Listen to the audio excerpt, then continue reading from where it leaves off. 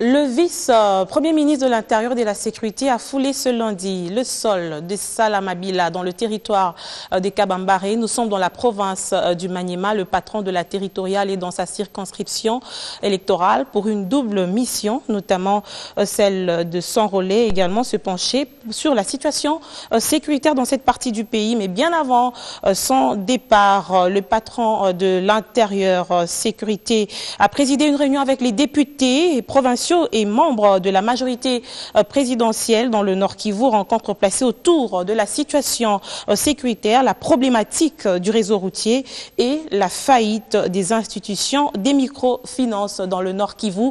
Reportage Patricia Loa. Les députés provinciaux du Nord Kivu, en audience ce lundi, avec les vice-premiers ministres et ministres de l'Intérieur, Emmanuel Ramazani Chadari. Une rencontre où les élus provinciaux ont exposé au patron de l'Intérieur la situation générale du Nord Kivu. Le vice-premier ministre et ministre de l'Intérieur, depuis qu'il a accédé à ses nouvelles fonctions, c'est la toute première fois qu'il vient au Nord Kivu. Et nous, les députés, nous avions soif de pouvoir lui exposer tous les problèmes. Surtout que vous savez que l'Assemblée provinciale n'a pas fonctionné pendant 6 mois.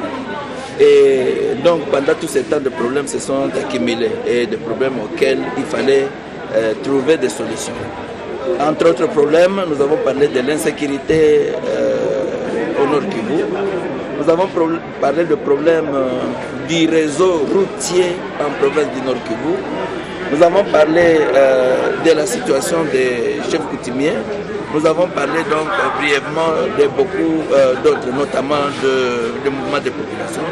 Les cadres des partis politiques de la majorité présidentielle ont également échangé avec le patron de la sécurité intérieure à qui ils ont exposé la problématique des institutions des microfinances qui appauvrissent les bas peuples au Nord Kivu. Dit que la ville de Goma connaît une panoplie de coopératives financières, mais en fait de compte nous avons remarqué que ces coopératives financières, ce sont des coopératives qui sont gérées par des escrocs. Il y a des coopératives qui ont accumulé l'argent de la population, mais elles n'arrivent plus à rembourser cet argent.